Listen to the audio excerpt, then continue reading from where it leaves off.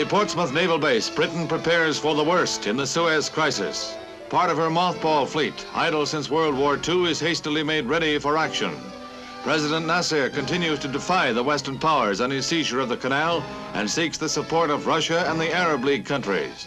The aircraft carrier Theseus is the first to leave for the Mediterranean, to be quickly followed by the carriers Bulwark and Ocean. Preparations are also made to ferry 20,000 reservists to the area if necessary. Meanwhile, a French fleet sails from Toulon as diplomats desperately seek a conference that will head off war.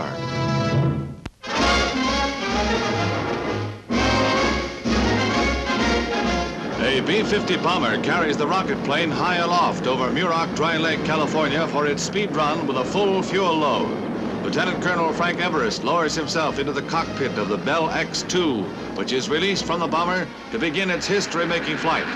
Rocket engines roaring, the test vehicle for spaceships of the future reaches the unheard-of speed of 1,900 miles per hour. That's faster than a cannon shell. Special metals and tempered glass keep pilot and plane from burning up during the meteoric plunge through space. Skids enable Colonel Everest to set her down safely on the desert after having flown faster than any man in history. At the Air Force Association convention in New Orleans, Gil Rob Wilson announces news of the flight and presents the veteran Air Force test pilot as guest of honor of the convention. Men like Colonel Everest, blazing through sound barriers and now heat barriers, push back the frontiers of time and open up broad new avenues for man's conquest of outer space.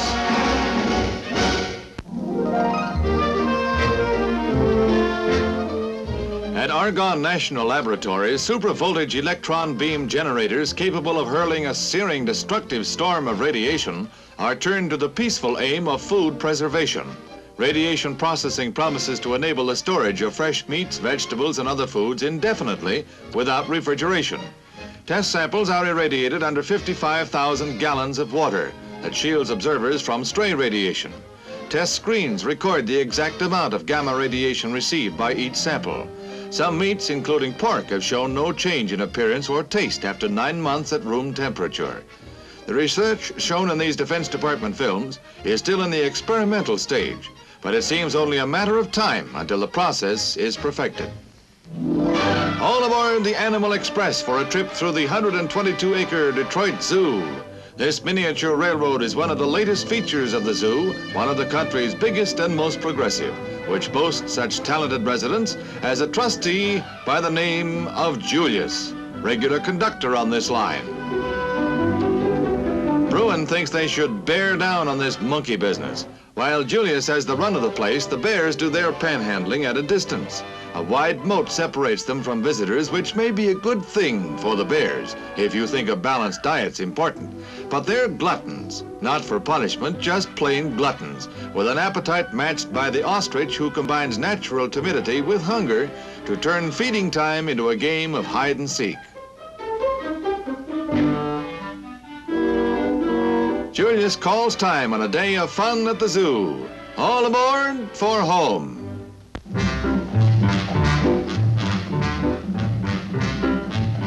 After 4 centuries of watchmaking, the Swiss exhibit the final expression of their craft in an exhibit at the Hotel Pierre in New York. This is a graphic view of watch evolution. For Mr. and Mrs., watches styled alike. And for the boulevardier, a watch to match links, shirt, and tie. Watches for cocktail time, dinner, and streetwear. These days, she can get engaged with a watch. An exquisite example of microscopic watchmaking, time on her hands. And for real decor, this tassel watch, which can be worn as a pin-up, at the belt, or carried in the purse. A companion piece is the pin watch, in this case a royal coach made of gems and gold filigree. Most ingenious is the $20 gold piece, which snaps up and brings the face up flat.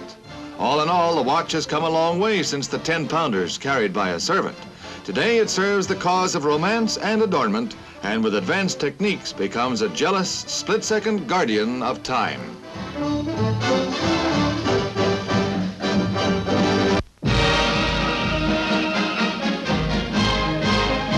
Seattle's annual Seafair celebration gets off to a flying start at Green Lake. where a dive by a lissome lassie with lovely lines is in startling contrast to what went before, and especially to what follows. Sleek lines take a beating as the diving maniacs put on a show. Beauty goes by the board, and comedy is the order of the day when the merry madcaps of Al Sheehan's Aqua Follies hit the drink. Say goodbye to his new pants. So long.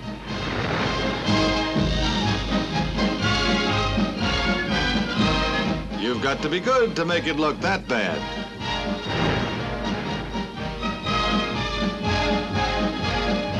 Timber! He doesn't have water on the brain. Clowning is serious business, and it wouldn't be drawing the long bow to state that it takes more than love to conquer all. Hey, Cupid? For a comedy diver, it takes skill and courage.